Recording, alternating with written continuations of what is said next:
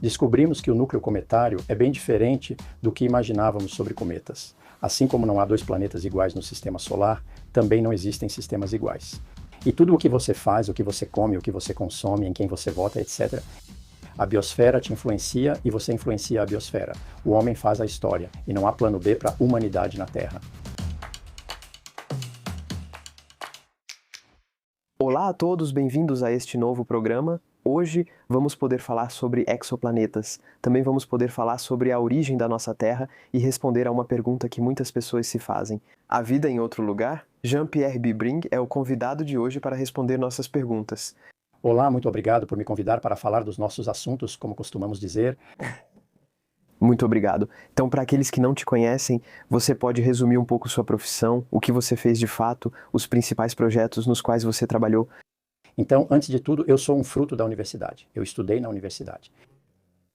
Eu fui avançando na carreira docente porque eu queria tanto ensinar quanto pesquisar. Isso foi em Orsay, ainda é em Orsay, que agora se chama Universidade Paris-Saclay, mas era uma das universidades de Paris. E eu comecei com física nuclear. E no momento em que eu precisava escolher uma orientação, foi justamente quando as primeiras amostras lunares estavam chegando. Eram as missões Apollo americanas e Luna soviéticas. E donc, percebi que o que eu tinha aprendido em física me permitia entrar no que estava se tornando cada vez mais empolgante, ou seja, analisar amostras extraterrestres que tinham sido coletadas, seja por homens nas missões Apollo, seja de forma totalmente automática com os soviéticos. Comecei a trabalhar nesses efeitos e, progressivamente, fui entrando cada vez mais no que chamamos de astrofísica espacial, que consiste em fabricar instrumentos que voam no espaço para observar tanto o espaço distante quanto o nosso próprio sistema. E eu acabei me concentrando mais na exploração espacial do sistema solar, que é algo que surgiu nos anos 60, então já existia quando comecei, mas foi aos poucos que fomos adquirindo os meios para observar, uma após a outra, os planetas do sistema solar e outros objetos, pequenos corpos, cometas e asteroides. Entrei nessa área e criamos um laboratório em Orsay, o Instituto de Astrofísica Espacial, onde estou até hoje. E nós participamos. E, à l'intérieur de ce laboratoire, participei da exploração do sistema solar em quase todas as grandes aventuras dessas décadas. Temos equipamentos que voaram e ainda orbitam Marte. Realizamos várias missões assim. E o que realmente me agradou nisso é que, quanto mais descobríamos coisas, porque são realmente descobertas, mais a nossa visão sobre o que é a Terra evoluía. E hoje chegamos a uma visão do que é a Terra em sua formação, em sua evolução, em suas propriedades. Bem diferente da que tínhamos, inclusive eu, no início da profissão. Certo, então você falou de missões para observar. Quando falamos de observação, estamos falando apenas de telescópios que sobrevoam ou também de sondas que aterrissam? Os dois. Ou seja, o setor espacial, que consiste em tentar acessar as propriedades do que podemos observar, faz isso de diferentes maneiras. Podemos passar rapidamente por algo fazendo o que chamamos de sobrevoos. Podemos ficar em órbita ao redor desses objetos, mas a uma certa distância, ficamos em órbita a algumas centenas de quilômetros do objeto. Vamos tentar sondar à distância as propriedades da superfície, atmosfera, se houver, e até do subsolo.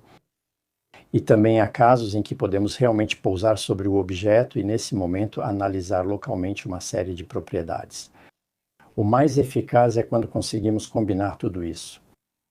Se você faz apenas observação à distância, não tem necessariamente a precisão que se pode ter quando pousamos. Quando pousamos, temos precisão, podemos chegar até a escala microscópica, na verdade. Podemos analisar cada grão localmente, mas depois precisamos ver como extrapolar isso para o resto do planeta. E então, agora para vários objetos, a Lua, é claro, mas Marte também, e outros objetos, existe realmente a capacidade de combinar a visão global e a visão local. E é isso que nos permitiu entender a formação e a evolução desses objetos. Marte é emblemático, claro, porque houve várias missões a Marte. Conseguimos ter uma visão global da história de Marte e mostrar que houve diferentes eras em sua evolução, incluindo períodos com água líquida na superfície. Provavelmente tudo sumiu. Podemos explicar o motivo? E agora podemos tentar pousar em locais que preservaram a memória desses momentos muito antigos, quando Marte teve água em sua superfície, por exemplo, e descobrir se houve uma evolução química semelhante àquela que, na Terra, deu origem ao que chamamos de vida. Certo, então entre todas as missões nas quais você trabalhou, há uma que acho particularmente notável, que consistia em pousar em um cometa. Você pode falar um pouco mais sobre isso? Você trabalhou nesse projeto? Sim, claro, se você quiser. Quando tivemos meios de observar outros objetos, como disse, começamos pelos planetas. E muito cedo surgiu a questão de tentar também acessar objetos menores, mas que podem nos informar de maneira muito diferente sobre os processos de formação. Aqui tratamos basicamente de objetos cometários. E então a ideia de fazer um encontro com um cometa nasceu muito cedo, na verdade, nos anos 70 e 80. E a primeira missão que aconteceu foi uma missão de sobrevoo do cometa de Halley. Vocês sabem que o cometa de Halley orbita a cada 76 anos, ele voltou em 1986, bem perto da Terra. E então, houve várias missões de observação e acontece que essa foi minha primeira missão. Na verdade, eu pude participar dessas missões de sobrevoo, mas foram missões extraordinárias. De certa forma, porque a velocidade relativa era tão alta, 70 km por segundo, que entre o momento em que você está na frente e o momento em que você está atrás, são 2 minutos, ou seja, você tem 2 minutos para fazer todas as medições. Bom, então você pode imaginar um pouco o que isso representa. É muito empolgante, mas na verdade é muito complicado e muito cansativo, pode ser muito frustrante. E nós fizemos isso, eu participei das missões com os soviéticos, porque havia 4 sondas, 5 sondas que foram usadas, 2 sondas japonesas que observavam principalmente a cauda de plasma, e havia então 2 sondas soviéticas que tinham. O objetivo era passar a poucos milhares de quilômetros, o que é bem próximo. Mas para aumentar o tempo de observação, havia até uma plataforma que apontava continuamente durante os 2 minutos, e havia 2 delas. Os soviéticos sempre lançavam 2 sondas para o mesmo fim, e então tínhamos um instrumento a bordo feito na França, atrás do 800 que estava lá pela primeira vez. Caracterizar o núcleo do cometa de fato, porque estávamos entrando na coma, nessa atmosfera, e graças a isso em uma missão. Uma sonda feita pela Agência Espacial Europeia, que se chamava Giotto, pôde seguir em linha reta, porque conseguimos dar informações suficientes para dizer, se você realmente quer ir em linha reta, tem que ir por ali. Ela não tinha um sistema de orientação, mas chegou o mais perto possível para tentar descobrir o que era. E tudo isso nos deu uma quantidade enorme de informações. Nossa ideia sobre o núcleo de um cometa mudou totalmente. Na verdade, não sabíamos o que era um cometa. A gente sabe que quando o cometa passa perto do Sol, ele desenvolve essa coma. É isso que chamamos de coma. Essa atmosfera e essas grandes caudas assim, porque há gelo que se sublima, basicamente, e que gera esse gás que vemos atrás. Só sabíamos disso até descobrirmos várias coisas, como uma matéria orgânica muito interessante, algo que não previmos e estávamos sem os instrumentos certos. Além disso, em 2 minutos é difícil analisar esse material. E foi daí que nasceu, na verdade, na Europa, era para fazermos isso com os americanos, que acabaram saindo do projeto, uma missão para ir ao encontro do núcleo de um cometa e até mesmo lançar algo que descesse sobre ele. Então, imaginamos isso nos anos 80 e foi assim, depois de muitos contratempos, aliás, que a missão Rosetta nasceu com uma base puramente europeia. No início, queríamos pousar lá, coletar parte do núcleo cometário e trazer à Terra, realizando um retorno de amostras de cometa, algo que nunca ocorreu desde então. Mas como isso seria feito com os americanos, que saíram do projeto sem nem nos avisar, para falar a verdade, decidimos que se não pudéssemos trazer as amostras, levaríamos o laboratório até lá. E foi assim que nasceu esse conjunto muito interessante de Rosetta e Philae. Philae é, portanto, um módulo que tinha como objetivo ir até o cometa acoplado ao módulo principal chamado Rosetta, e então, quando não estivéssemos muito longe, ser liberado para pousar sobre ele. E isso aconteceu. Depois de muitos contratempos também, o lançamento ocorreu em 2004 e foi em 2014, após 10 anos de viagem, que conseguimos pousar em dezembro de 2014. Novembro de 2014 nesse núcleo, e portanto eu estava bastante envolvido nisso, já que eu era corresponsável científico desse módulo de descida justamente. Havia 2 responsáveis, um alemão e eu, porque era realmente uma aventura muito internacional, muito cooperativa, e a França, a Alemanha e os italianos também, aliás, estavam muito envolvidos nesse projeto. É a primeira vez que... Mas veja, são tecnologias dos anos 80 que implementamos. E nós pousamos 30 anos depois, entre o tempo que leva para conceber, para desenvolver, para ir, etc. E então é um sucesso que eu acho bastante extraordinário, de certa forma, porque era necessário. Nos anos 80, quando não sabíamos nada sobre um núcleo cometário, não sabíamos se afundaria, escorregaria ou quicaria, não fazíamos ideia do que era. Era preciso criar um sistema que se adaptasse ao que encontraríamos. E no final das contas, no essencial, funcionou muito bem. Teve coisas que não funcionaram direito, mas outras funcionaram do ponto de vista energético, do ponto de vista etc. E no fim conseguimos pousar, ele quicou, se você se lembra, foi uma aventura bastante extraordinária, porque a gente não tinha previsto esse material. Tínhamos medo de afundar, e nesse caso estaríamos perdidos, por assim dizer, não teríamos conseguido nos comunicar. Na verdade, aconteceu o oposto. Quicamos tão rápido que continuamos saltando até pousar novamente, fazendo vários saltos até chegar a uma cavidade nunca iluminada pelo sol, onde finalmente pudemos analisar o material. E aí, houve descobertas sobre as quais talvez devêssemos ter falado mais, porque o fato de ir até lá foi tão espetacular que as pessoas nem perguntaram muito depois. Então, o que vocês encontraram? Descobrimos que esse núcleo cometário é bem diferente do que imaginávamos ser um cometa. Há pouca água, embora se pensasse que a água era o principal componente de um cometa, aquela famosa água suja já diagnosticada. Claro, ainda resta um pouco de água, o que permite o reaparecimento da cabeleira e das caudas.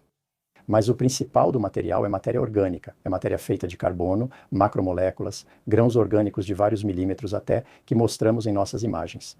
Acredito que neste livro eu devo, necessariamente, espero até, mostrar algumas imagens do que é esse núcleo cometário. Esse material aí, não importa o sentido, esse é o pé do Philae, esse material aí que é muito, muito escuro. Aliás, para fazer uma imagem assim, é preciso dilatar as faixas, porque é tão preto, é mais preto que carvão, é realmente matéria orgânica. E foi aí que percebemos que esse material, que aliás não conseguimos analisar completamente, por isso atualmente buscamos analisar esse material e trazer amostras dele de volta com outras missões. E fizemos isso, entre outros, com os japoneses. Talvez eu fale sobre isso daqui a pouco. Percebemos que, de fato, esse material deve ter sido essencial para direcionar a evolução da química do carbono. Uma vez que alguns desses grãos entraram nos oceanos primordiais da Terra, porque algumas propriedades desses grãos, que não de todo, propriedades genéricas que encontramos em todo o universo, que também resultam da evolução desses objetos, antes mesmo que eles pudessem entrar no sistema interno e chegar à Terra, em particular, que possuem propriedades que realmente puderam modelar a cadeia de reações químicas que leva ao que chamamos de vida na Terra. E então isso foi uma grande revolução na nossa própria concepção do que é a evolução em geral e, em particular, da evolução da química para a vida na Terra. Uma grande parte do que muitas pessoas fazem agora, eu mesmo ainda participo disso, é analisar esse material da forma mais detalhada possível. A gente tem como acessar algumas dessas cadeias moleculares, e talvez eu conte uma ou duas para vocês, porque encontramos coisas bem engraçadas, vamos dizer, interessantes. Mas agora estamos trabalhando nisso, e é uma das coisas que fazemos, aliás, com os japoneses, em uma próxima missão, que será realmente ir até um núcleo cometário, pegar esse material e trazê-lo de volta para a Terra, para aproveitar todas as tecnologias que temos aqui, para investigar de forma bem detalhada o que foi o coração, provavelmente, da evolução rumo à vida. Quais são, então, as propriedades especiais dos materiais desses cometas? Novamente, quando dizemos que há grãos orgânicos, isso significa que, você sabe, o carbono é um elemento, nós sabemos bem o que é o carbono eletronicamente, é um elemento que tem grande facilidade para se ligar com outros, com hidrogênio, oxigênio, nitrogênio, etc. Então, o que chamamos de química orgânica é toda a química baseada na possibilidade de o carbono, no espaço de maneira geral, aliás, mas também na Terra, conseguir fazer reações, formar macromoléculas que podem se polimerizar, como o polietileno, coisas desse tipo. Bom, tudo isso é baseado na química do carbono. Sabemos que esses grãos são basicamente compostos por essas estruturas. E a gente descobriu pela missão Rosetta um grande número de moléculas baseadas em carbono, incluindo aminoácidos, a glicina foi detectada, uma grande cadeia assim de reações. Mas a gente ainda não conseguiu, É isso que é a grande frustração, de certa forma, dessa missão, que foi incrível por outro lado. A gente ainda não conseguiu identificar essas propriedades que nos parecem essenciais.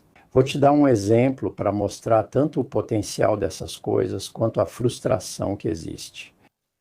Você sabe ou não sabe que no corpo humano, claro, temos muita química orgânica, incluindo os aminoácidos, as proteínas, que têm propriedades muito particulares, sendo uma delas chamada de quiralidade. Não vou me alongar muito sobre isso, mas a quiralidade, essas moléculas que se formam com um monte de grupamentos que se ligam a elas, podem estar de um lado ou do outro da molécula, essencialmente, podem ter formas diferentes, assim como suas duas mãos, ambas têm 5 dedos, mas você vê que elas não são sobreponíveis, elas só se sobrepõem em uma imagem de espelho, isso é o que chamamos de quiralidade. Pois bem, acontece que no corpo humano, algumas dessas moléculas, em particular os aminoácidos, têm todas a mesma propriedade. Eles fazem a luz girar apenas para um lado, pois têm propriedades específicas. É como se só existissem mãos esquerdas entre os aminoácidos, sem mão direita. Com os açúcares é o contrário, todos eles são destros e não canhotos. E bem, quando você faz uma reação química e fabrica essas coisas, você produz tanto de um quanto do outro. Em princípio, você produz misturas, o que chamamos de racêmicas, tanto de um quanto do outro.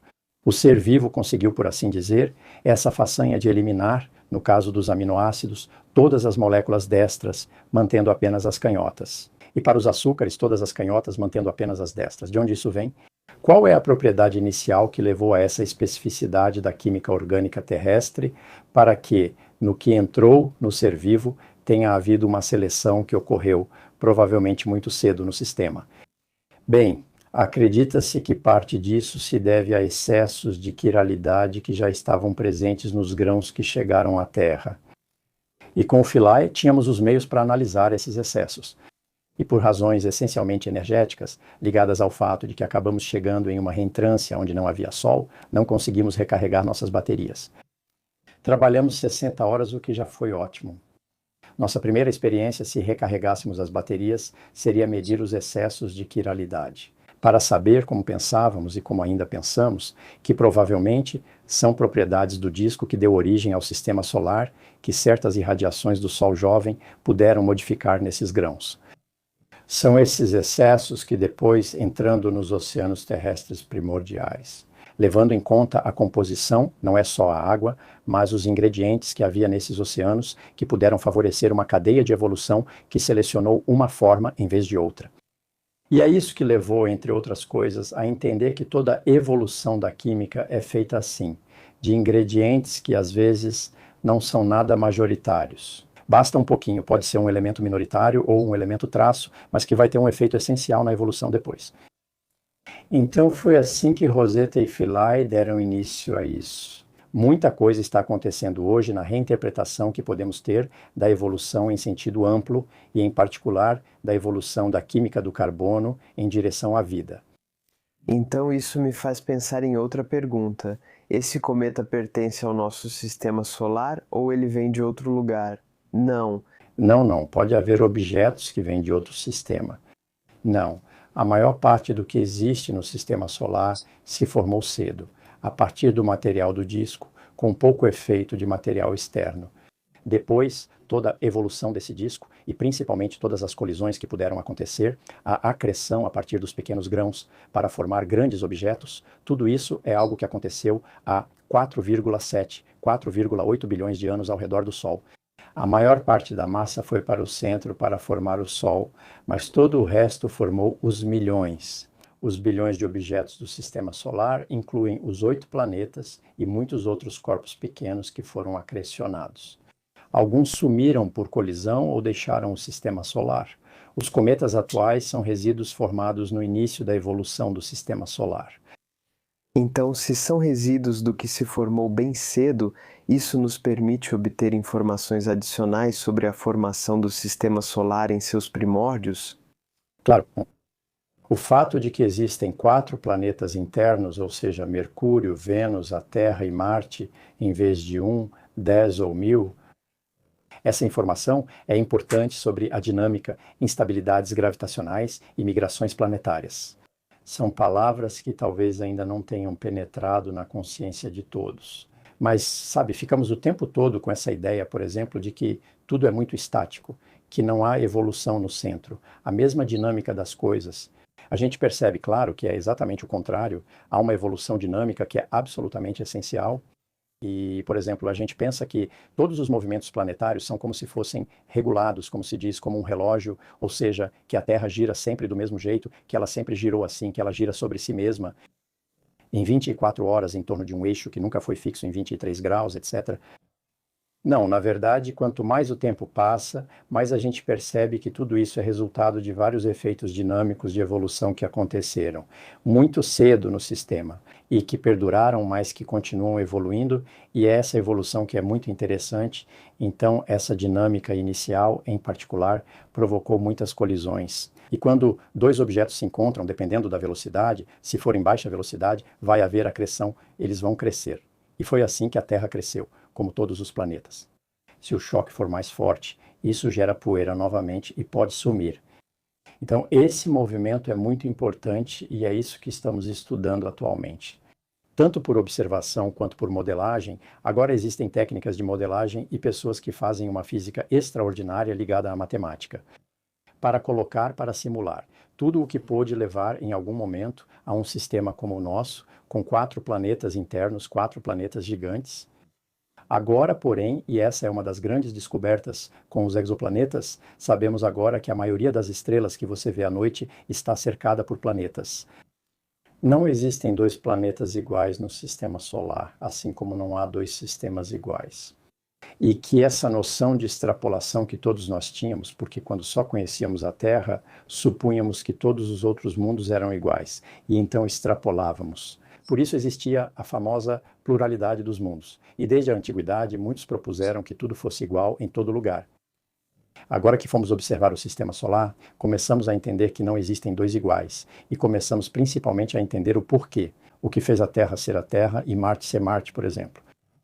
E agora, graças às descobertas de exoplanetas, depois da descoberta importante de Michel Mayer e Didier Queloz em 1995, percebemos que, de fato, existem exoplanetas absolutamente em toda parte. Mas, ao mesmo tempo, e talvez isso seja o mais importante da descoberta deles, que eu acho extraordinário, é que não existem 2 iguais. Ou seja, o sistema solar é absolutamente único como tal, o que faz com que todos os sistemas sejam diferentes. É justamente isso que chamamos de sistema. A matéria, na forma de planetas ou pequenos corpos, resulta de fenômenos que estão presentes em toda parte como fenômenos, mas que assumem formas particulares a cada momento. E porque, no espaço, são essas formas que vão determinar, afinal, a estrutura final, que não é final, mas atual e que não para de evoluir. Isso gera a diversidade que vemos, mostrando que ela é o novo paradigma. Em vez de concluir que há mais pluralidades e tudo é igual em todo lugar, percebemos que, na verdade, os processos são os mesmos. São sempre colisões e interações gravitacionais, tudo que imaginar, mas a forma disso é contingente, depende do contexto. Você acrescenta um pouco a mais ou altera um parâmetro e logo surge uma evolução diferente. E o que eu acho extraordinário agora é esse famoso acaso que leva à necessidade. Começamos a avaliar o papel respectivo do determinismo. Uma lei física é determinista, mas depende das condições iniciais, que nunca são iguais de um caso para outro. Sempre há pequenas variações. Quando alguém bate 10 pênaltis, nunca conseguirá fazer 2 exatamente iguais, porque o fato da grama estar de um jeito ou do dedo estar de outro, etc. Vai fazer algo que, como o conhecido caos de Poincaré, em algum momento vai divergir. Se fizer 10 saques seguidos no tênis, todos sairão diferentes, pois um pequeno detalhe já muda a trajetória, independentemente da corrente de ar. E a corrente de ar também, aliás. Pronto, assim que começamos a mostrar que se sobrepõem aos determinismos das leis da física, a chegada de eventos que são imprevisíveis por si só, é isso que chamamos de acaso, cada um é determinado por leis físicas. Quando 2 objetos colidem, como a Terra colidiu com um grande objeto chamado Theia, logo após sua formação, algumas dezenas de milhões de anos após sua formação, a trajetória da Terra e de Theia são determinadas pelas leis da gravidade, mas você não pode saber se não são correlacionadas. O fato de que, quando Theia chega, a Terra esteja neste lugar aqui, nesta orientação aqui. Em vez disso, isso vai te dar uma orientação particular. Com outro ponto de colisão, uma pequena mudança pode gerar um resultado totalmente diferente. E a evolução da Terra vai depender incrivelmente desse impacto, por exemplo, que deu origem à Lua, mas há muitos outros impactos. Grande parte da tectônica de placas atual e a presença de água na superfície estão diretamente ligadas a propriedades do impacto que a Terra teve com esse objeto. E se tivesse havido outro tipo de impacto, quer dizer, não outro tipo, mas um impacto com outros parâmetros, uma massa diferente, uma composição diferente, um ângulo diferente, uma velocidade diferente de impacto, nós não estaríamos aqui para falar sobre isso. É verdade que isso é contraintuitivo, porque, visto de fora, poderíamos pensar que todos os planetas do Sistema Solar foram feitos com os mesmos materiais. E cada planeta é diferente. Mesmo se formos para um único planeta, as luas de cada planeta ainda assim têm aparências que são completamente diferentes. Isso é que é extraordinário, sabe? Por exemplo, o telescópio JWST atualmente faz imagens de campo profundo absolutamente incríveis, mas é preciso ter cuidado com a beleza das imagens, porque o que as imagens dizem para você? Cada ponto visto no campo profundo é uma galáxia, o que dá a impressão de que todas são iguais e nossa galáxia não é única, já que há tantas quanto quisermos. Podemos dizer, aliás, que quando falamos que há bilhões de bilhões, dizemos que é infinito. Não, bilhões de bilhões, apesar de tudo, não é infinito. Em termos de probabilidade, isso não pode ser suficiente para que exista alguém como você, neste momento, dizendo a mesma coisa em outro lugar. Mas, enfim, há bilhões de bilhões. E então, em grande escala, temos a impressão de que é tudo igual em todo lugar. E isso tem um pouco a ver com o que você está dizendo. As estruturas e os ingredientes parecem os mesmos. E é verdade que os átomos conhecidos como hidrogênio e carbono também são. Eles existem em todos os lugares, mas em proporções diferentes. Para os elementos estáveis, mais ou menos. Para os radioativos, nem tanto. Ainda assim, os ingredientes são os mesmos em toda parte. E enquanto não pudermos analisar detalhadamente, ou seja, dar zoom no que vemos, bem, podemos, a partir dessas imagens, chegar à ideia de que há uma uniformidade incrível na evolução das estruturas e que as estruturas são iguais em todo lugar. A pluralidade dos mundos mostra que o que formou a Terra pode ocorrer em outros lugares. Pensamos que, por haver muitos casos, isso ocorre em outros lugares também. Isso era verdade, digo, enquanto não tínhamos como explorar as coisas. De poder dar um zoom precisamente no que é o sistema solar, no que são os outros sistemas, e de entender as razões do que aparece nesse zoom, ou seja, a diversidade. Observamos uma diversidade que desconhecíamos antes de irmos lá. Há 50 anos não sabíamos, quando dizíamos que havia água em Marte, ou que havia vida em Marte, não havia nada que permitisse afirmar se havia ou não havia. E, aliás, o que é surpreendente é que não havia nenhuma informação que nos permitisse dizer se há vida em outros lugares, ou se não há, isso não era do campo da ciência, não era uma abordagem científica, era puramente dogmático. Por quê? Porque queríamos nos referir a ideias que foram ancestralmente inseridas em nossas próprias sociedades. Após 2 milênios de monoteísmo, ainda persistia a ideia de uma criação por trás de tudo. Agora que podemos ir lá ver, percebemos que as razões dessa diversidade refletem isso precisamente. A intervenção na evolução de fenômenos imprevisíveis, que chamamos de acasos e que são importantes, mesmo que sejam importantes como efeitos, mesmo que não sejam importantes como ingredientes. Falei sobre quiralidade há pouco, mas é a mesma coisa que eu disse sobre o impacto de Theia e a migração dos planetas. Vocês sabem por que os sistemas planetários, estelares e exoplanetários são todos diferentes? Por que eles são todos diferentes? Porque é assim que esse disco começa a girar e há matéria nele. Assim que você acreta um objeto, ele vai interagir não só com os outros objetos sólidos, mas também com o próprio disco. E é isso que faz com que os objetos comecem a migrar, como a gente diz, ou seja, a se deslocar e eventualmente acabem muito perto da sua estrela, mesmo tendo se formado muito longe. Porque para que um objeto possa acreter gás, ele precisa ter um núcleo grande. Para ter um núcleo grande, ele precisa se formar longe, para ter não só grãos minerais, mas também gelos. Quanto mais longe você está, mais frio fica. Se há muito gelo, rapidamente se alcança uma massa suficiente para a acreção de gás. Assim surgiram os planetas gigantes, Júpiter e Saturno em nosso sistema. Mas após isso, o planeta não tem motivo para ficar onde está, pois continuará migrando no sistema solar. E você pode muito bem ter planetas que, com essa migração, acabam ficando muito perto da sua estrela. Não muito, muito perto, senão ela desapareceria. Mas existe um limite que é bem pequeno, que fica bem aquém da órbita de Mercúrio, por exemplo, no nosso caso. Um limite que faz com que esse planeta possa permanecer ali por bilhões de anos, possivelmente. Quando você vê um planeta gigante de grande massa perto da estrela, não significa que se formou ali, mas que migrou até esse ponto. Isso só para quando não resta mais nada no disco. A saída da matéria do disco depende da evolução e da protoestrela.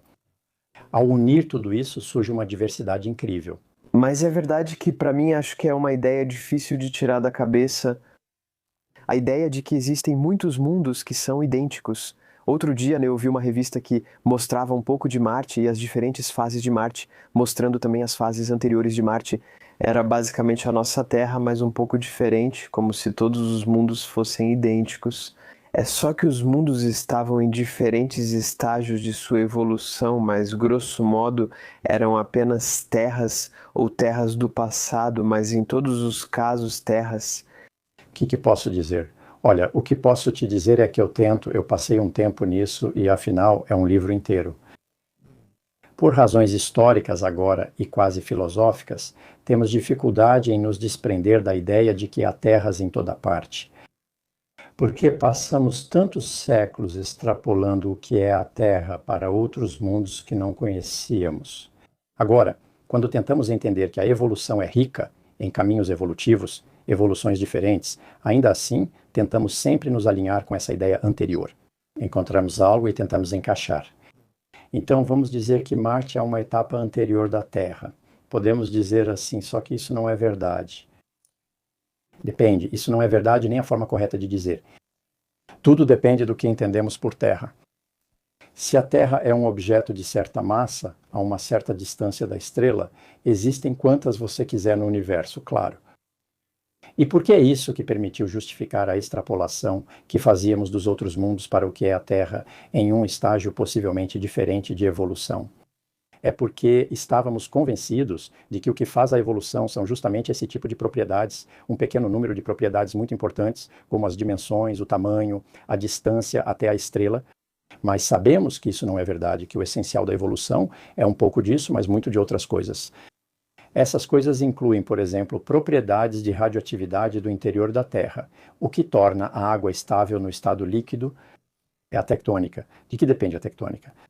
Bem, depende da radioatividade e do teor de urânio, tório e potássio. Se outro objeto não tiver esse teor, não terá a mesma tectônica. Mas a tectônica é também, por exemplo, o fato de que uma parte da água que existia muito cedo na história pôde não apenas subir à superfície, mas permanecer no manto superior. E isso gera uma viscosidade muito particular. O que faz a água subir ou não? Não é a distância até a estrela, não é isso. É basicamente a composição da nossa atmosfera. Isso, por exemplo, essa história aí sobre a habitabilidade, eu vou voltar depois ao que você disse sobre as etapas em relação a Marte, porque isso vai estar diretamente ligado a isso. A vida na Terra, que definimos pela habitabilidade, pois um planeta pode ou não ser habitável. E o que eu tento mostrar é que esse conceito aí já é tendencioso por si só, porque a gente sempre quer voltar à ideia de que a vida é uma etapa necessária da evolução. A ideia de que não há sentido nem direção é essencial. A habitabilidade, pela ideia de que na Terra a água era essencial para a evolução, remete a essa ideia de que, para que um planeta seja habitável, é preciso que haja água em estado líquido. Há muitas coisas a dizer sobre isso. Primeira coisa, não é verdade que é a água em si que é a fonte da vida. A água foi útil, é útil na evolução da química que levou aos seres vivos na Terra.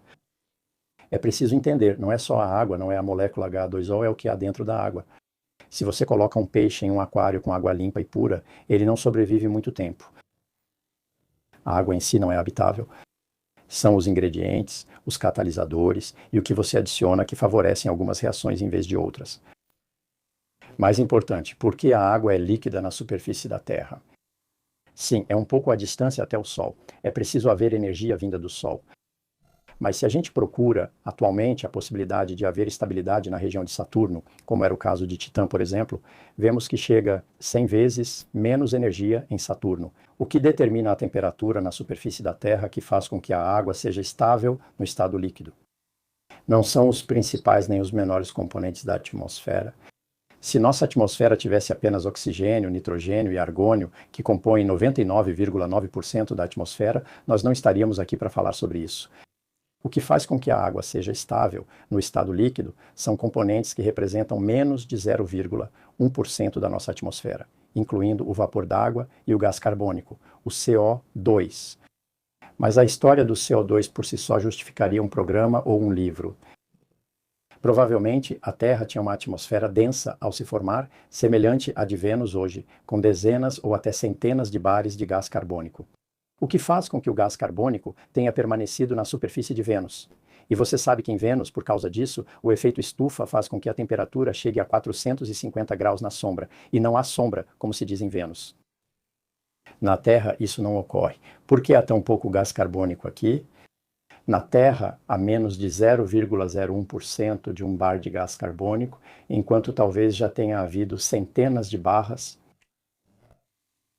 O gás carbônico desapareceu da nossa atmosfera, mas em proporções incríveis. 99,999% do gás carbônico desapareceu. Mas como ele desapareceu? Ele sumiu porque a água estava estável no estado líquido por outras razões, e que quando você coloca gás carbônico na presença de água, o gás carbônico se dissolve na água, é por isso que existe água com gás. Ele se ioniza. E no caso da Terra, os íons que vêm do CO2, ou seja, CO3 e HCO3, esses aí capturam um cátion, principalmente cálcio, e isso vai precipitar na forma de um sal, que chamamos de carbonato. Todo o calcário terrestre é nossa reserva inicial de gás carbônico. E isso é incrivelmente eficaz. 99,999% do CO2 virou esse calcário, ao qual, aliás, os seres vivos deram sua contribuição, foram as conchas das espécies marinhas. Mas uma parte disso que se depositou no fundo dos oceanos ou no fundo próximo foi introduzida essencialmente nas placas controladas continentais. Quando as placas continentais afundam um pouco por causa da tectônica, isso dissolve esse material e reinjeta parte do CO2 na atmosfera.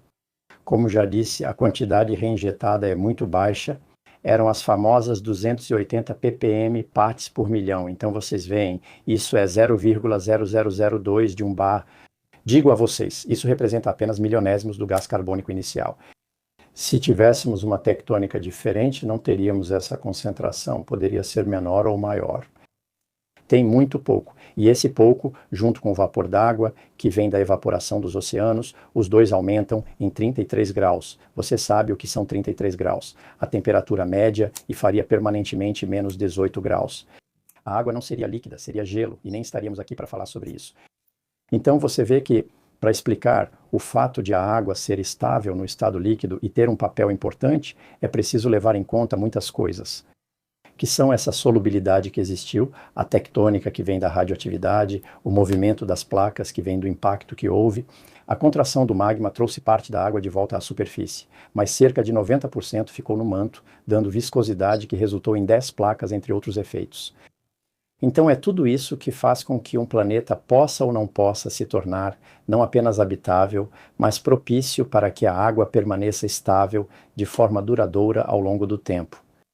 Durabilidade é essencial. O que mantém o clima da Terra estável há mais de 4 bilhões de anos, uma grande parte da resposta, apenas uma grande parte, é a estabilização do que chamamos de obliquidade.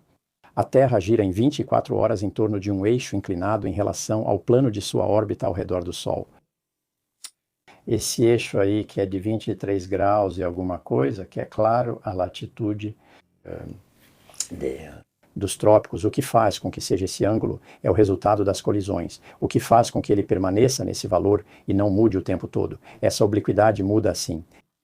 É isso que está na origem do que chamamos de precessão dos equinócios. Não temos tempo para detalhar, mas isso gera pequenas variações climáticas, pois a órbita da Terra não é circular, e sim elíptica, ficando ora mais próxima, ora mais distante do Sol. É isso que está na origem das glaciações, particuliers sur des échelles de temps de dezenas de milhares de anos. Mas, ainda assim, permanece sempre em 23 graus, então isso gera variações de temperatura da ordem de 45 graus no máximo, o que pode parecer muito. As glaciações não são pouca coisa, mas isso acontece em longos períodos, alguns milhares de anos, e o sistema pode se adaptar mais ou menos. mas isso continua assim. Agora, imagine se além desse movimento houvesse outro, e às vezes esse eixo apontasse para o Sol. Pense no que poderia ocorrer. E esse é o caso de todos os outros planetas. Os planetas têm uma obliquidade que não é estável. Por quê? Porque o que estabiliza a obliquidade, como vocês sabem, foi Jacques Lascarre, um astrônomo de Paris. Quem descobriu isso há 30 anos. É notável, muito provavelmente, é a existência da Lua que estabilizou esse ângulo. Mas luas existem em todo lugar, mas essa lua tem uma particularidade, que é a massa dessa lua em relação à massa da Terra, é a razão de massa e é a mais alta das que conhecemos. Há luas do tamanho da nossa, como as de Júpiter, mas Júpiter não é afetado gravitacionalmente por elas. Marte possui 2 luas, Phobos e Deimos, porém são tão pequenas que não influenciam. A obliquidade de Marte muda constantemente, por isso o clima marciano não se mantém estável em escalas de milhões de anos em comparação com os bilhões de anos de sua existência. Então é isso. Quando juntamos tudo isso, percebemos que o que determina a evolução e a habitabilidade são tantos parâmetros diferentes que não podemos simplesmente considerar que a evolução da Terra depende apenas da distância em relação à sua estrela. E grande parte do que as pessoas dizem atualmente sobre exoplanetas, para saber se são habitáveis ou não, é se as condições na sua superfície permitem que a água permaneça estável em estado líquido. Mas se for só a distância, isso não é suficiente. É importante considerar a composição da atmosfera e a estabilidade disso ao longo do tempo. Então esse é um primeiro conjunto, e é um conjunto bem pequeno, que mostra como agora a evolução vai se enriquecer de tudo o que pode, em algum momento, acontecer. Mas é a mesma coisa nas nossas vidas. O que faz com que hoje você tenha a profissão que tem e, claro, o lugar onde você nasceu, diferente da parte leste de Bangladesh. Isso é verdade. São todos os encontros que você teve, é um programa que assistiu, um professor incrível, etc. O que faz com que, em determinado momento, a sua própria evolução não estivesse inscrita no determinismo do que foi a formação do que era o seu DNA. Pois é a mesma coisa para toda a evolução. A grande ideia de Darwin, que a maioria das pessoas ainda não quer aceitar, é que precisamente a evolução do Big Bang até nós não segue uma linha reta assim. Não estamos indo em uma direção determinada. Essa era a marca dessa visão, que tudo isso visa a alguma coisa. E ainda existe, querendo ou não, em nossas sociedades, o que não é o caso na Ásia, onde eles têm outras referências ideológicas ou filosóficas. Não pode deixar de ir de A para B. E nessa trajetória, a vida é uma das etapas. E é isso que faz com que, em determinado momento, enquanto o que Charles Darwin mostrou é que em nenhum momento existe uma seta. A evolução não vai em direção a isso. A evolução dos hominídeos não vai em direção ao homem. Ninguém quis que o homem existisse e que hoje estivéssemos aqui conversando. Se não tivesse havido o soerguimento da África Oriental, não teria havido esse surgimento entre os hominídeos naquele contexto. É isso é darwinismo para mim. É mostrar que a evolução é feita a todo momento de bifurcações e que existe um grande número do que ele chamava de variedades, vamos dizer, de possibilidades, e que a orientação vai tomar uma ou outra direção de acordo com o contexto. O contexto vai dizer, olha, isso é mais favorável do que aquilo, favorável em relação ao que chamamos de adaptação. E essa noção de adaptação ao contexto é essencial. Como o contexto evolui e é interativo, uma espécie pode fazer o contexto evoluir e o contexto vai adaptar várias espécies, algumas espécies mais do que outras, e tudo isso faz algo que não podemos prever nem predizer. E essa é a força do que entendemos hoje sobre a evolução dos objetos planetários. Entendemos por que a Terra se tornou o que é em comparação ao que Marte se tornou, entendemos o próprio princípio da diversidade dos caminhos. E, de certa forma, isso equivale a aplicar o darwinismo, não só para os seres vivos, mas para as etapas desde o Big Bang. Em todo momento, há bifurcações e estamos em uma das trajetórias.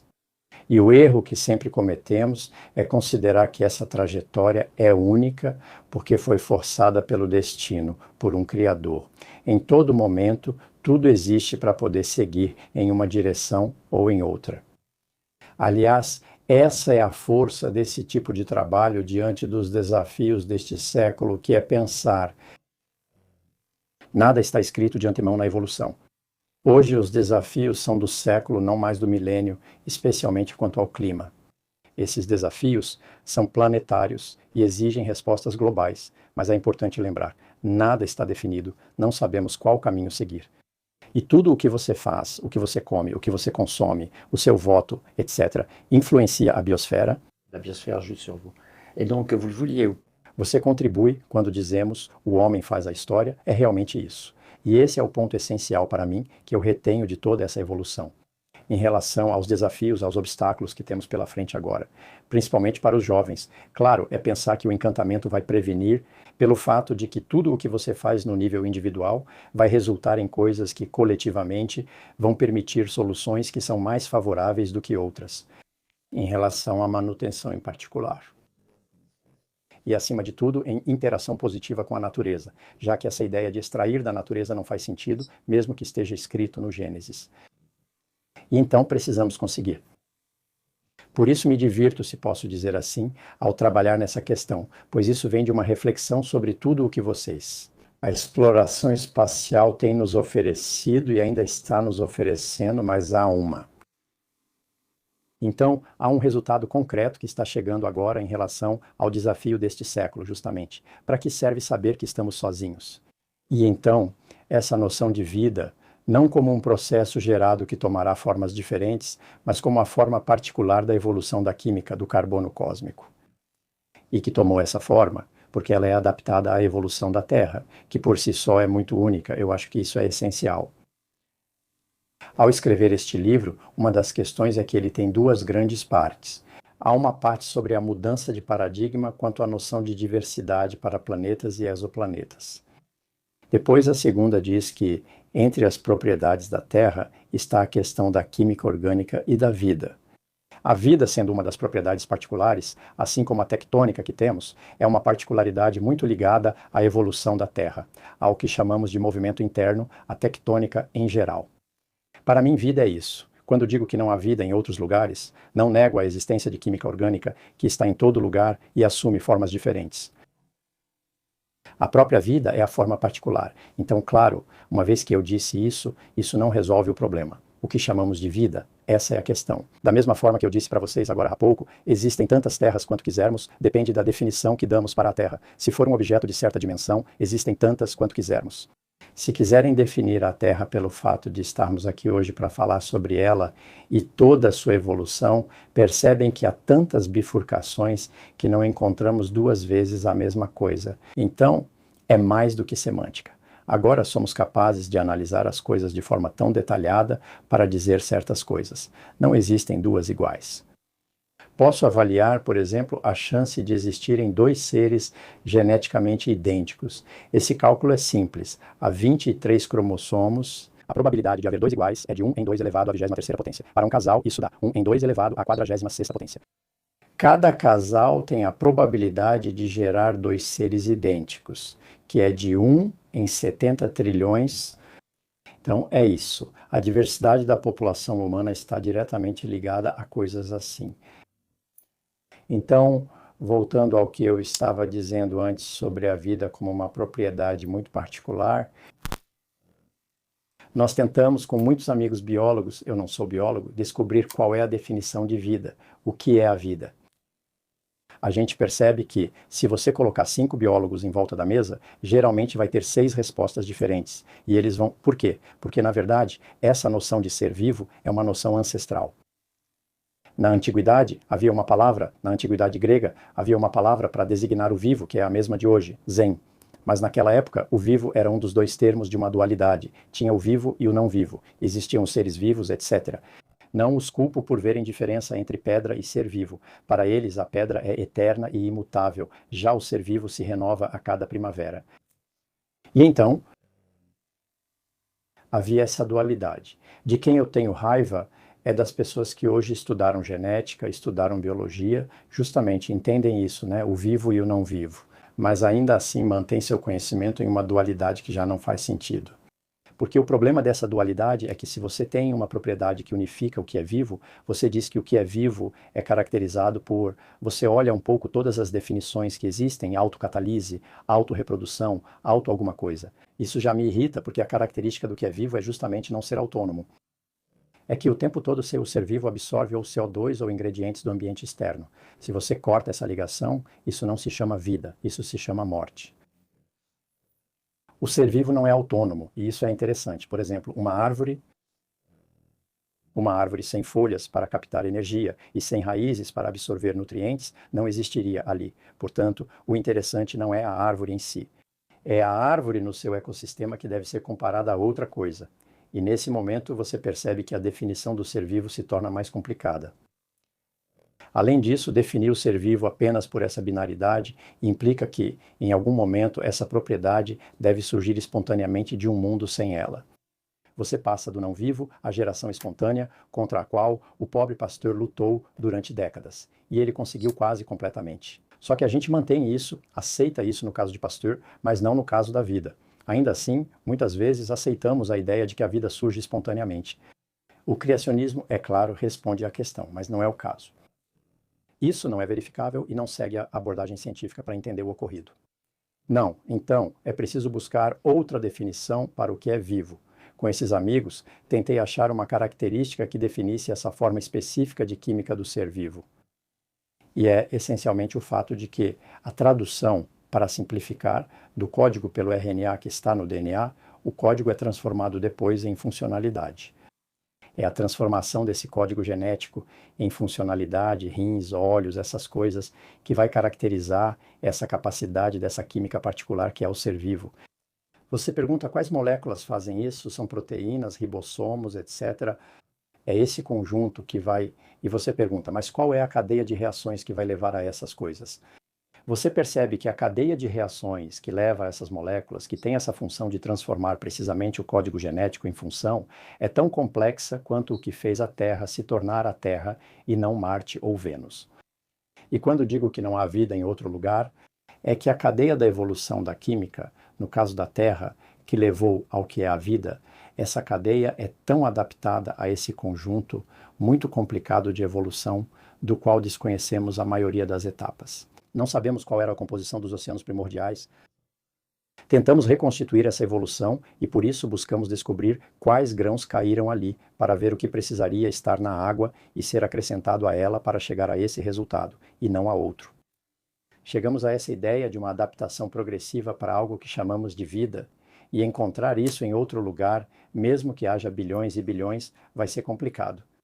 Agora vou falar uma palavra forte, mas hoje em dia tem muita gente que fala em terraformação. Acho que isso também está ligado à forma como olhamos para Marte e à vontade de alguns de poder ir para outros planetas, colonizá-los, etc. Pelo que conversamos, e esse também é o tema do seu livro, não faz sentido falar em terraformação, porque a Terra é o resultado de uma história que é única, que lhe é própria, e por isso a vida que existe aqui está diretamente conectada a esse contexto e, portanto, não faz sentido pensar nela em outro lugar, reconstruí-la em outro lugar. Você disse melhor do que eu poderia dizer. É exatamente isso. Se quiser, quando Elon Musk, para não citar nomes, propõe que dezenas de milhares ou até mais pessoas irão para Marte no dia em que tornarmos a Terra inabitável, isso é um luxo insolente, antes de tudo. É impressionante ousar algo assim. Mas em relação ao que você disse, independentemente desse luxo insolente, eu diria, isso é uma aberração científica. O homem, com toda a dignidade e diversidade que possui, está adaptado a toda essa história anterior. Talvez possamos, apesar de eu não acreditar, enviar pessoas a Marte como a Lua, mas elas ficariam em cápsulas com ar e comida da Terra. A ideia de reconstruir em Marte um ambiente que seja o ambiente ao qual o homem está adaptado, o ambiente da Terra, com tudo o que isso significa, espécies maiores e menores que existem na atmosfera, na água, etc. Isso não faz sentido. Não vamos transformar Marte naquilo que a Terra levou 4,5 bilhões de anos em condições muito específicas para conseguir fazer. Então, não, é claro, essa noção de terraformação vem de uma época em que não se tinha ideia do que significa evolução, não se tinha uma ideia darwiniana do que realmente é a adaptação progressiva a um ambiente que também se adapta à evolução, que precisa interagir com isso. Então, essa noção é fundamentalmente errada. Não é por acaso que ela nasceu nos Estados Unidos.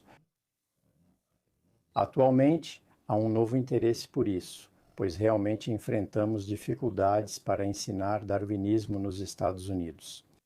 Então é isso. Espero que aqui entre nós essa noção de terraformação possa ser combatida, será combatida e está sendo combatida o suficiente para que possamos dizer: não, não existe um plano B para o ser humano na Terra.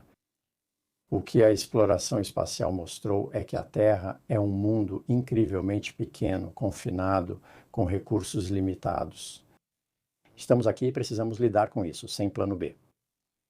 E é só quando entendemos isso, junto com a ideia de que não apenas os recursos são limitados, mas também são distribuídos de forma muito desigual na Terra, há lugares com isso ou aquilo por razões históricas.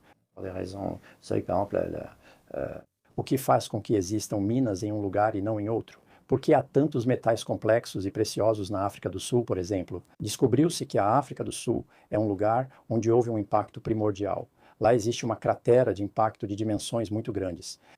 Quando surge uma cratera, é porque um objeto atinge o local, volatilizando substâncias mais voláteis, que vão para a atmosfera como o oxigênio, entre outros. Você vai enriquecer tudo ao redor com o que é mais refratário e estável, os metais.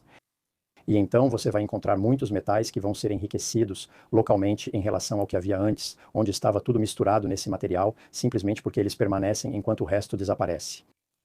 Então, a história da Terra se reflete, entre outras coisas, na desigualdade da distribuição de todas as coisas.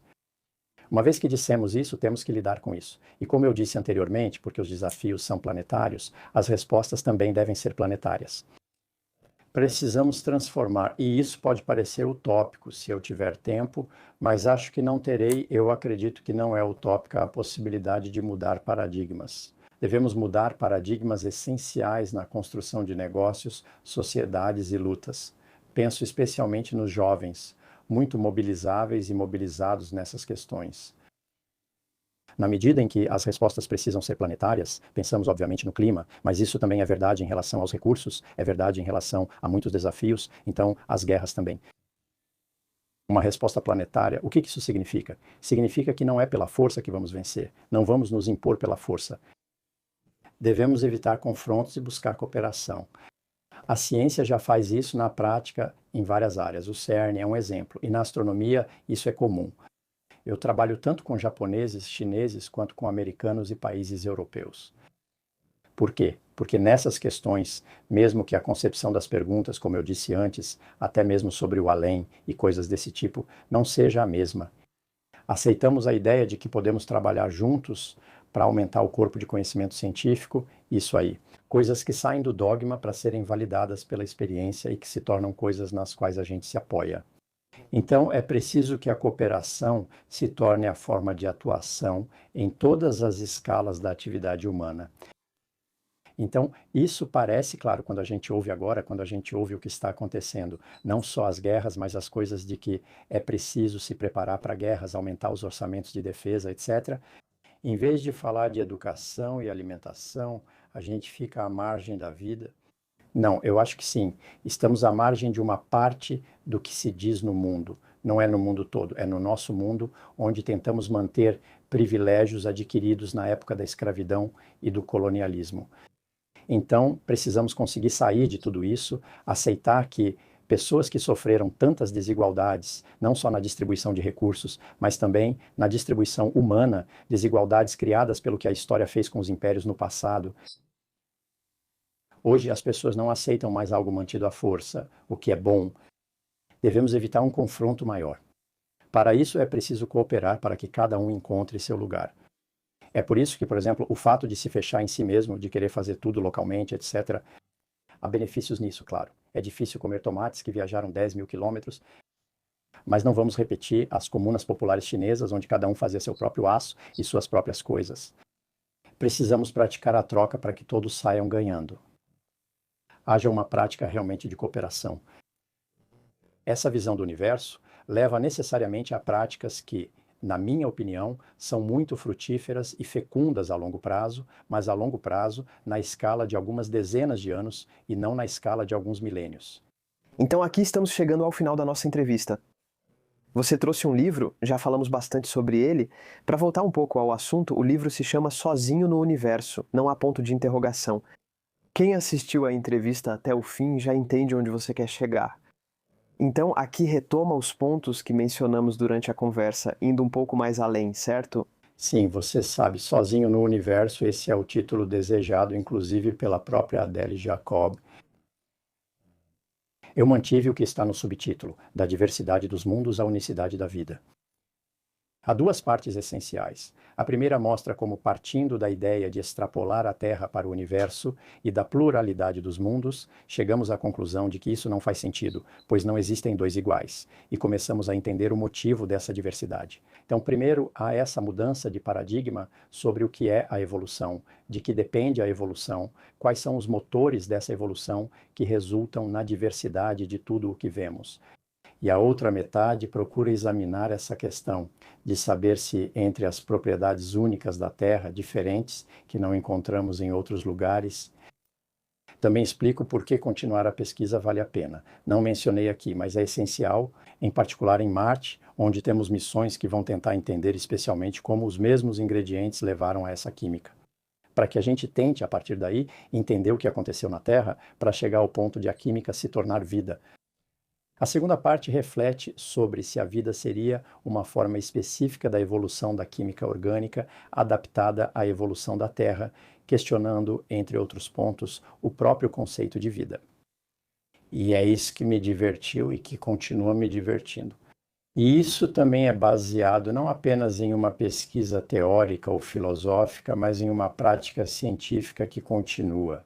A exploração espacial, que iniciamos, entre outras coisas, com Philae e Rosetta, que consiste em tentar realmente entender quais foram os ingredientes, mesmo em uma escala muito secundária ou menor, que ainda estão presentes hoje em corpos que mantiveram a memória do que aconteceu há 4,5 bilhões de anos e, claro, pensamos nos asteroides e nos cometas. Agora temos missões de retorno de amostras de asteroides, há duas em particular, nas quais estou trabalhando atualmente. Uma que foi feita pelos japoneses e outra pelos americanos, que estão sendo analisadas. E nos pediram para construir um instrumento que, no local onde as amostras são armazenadas, analise grão por grão no Japão. O que foi feito em particular do ponto de vista da química do carbono, para tentar entender o que há de especial nesses grãos, que ao serem injetados nos oceanos primordiais da Terra, puderam influenciar a direção da evolução rumo à vida. E encontramos coisas interessantes. Vou dar apenas um exemplo. Vocês sabem que no DNA há 3 componentes: há açúcares, há fosfatos e há bases nitrogenadas. Sempre há um problema com os fosfatos. De onde vem esse íon fosfato? Bem, encontramos um mineral muito particular, formado em condições muito específicas, em asteroides muito específicos, então Ryugu faz parte disso e Bennu também faz parte disso.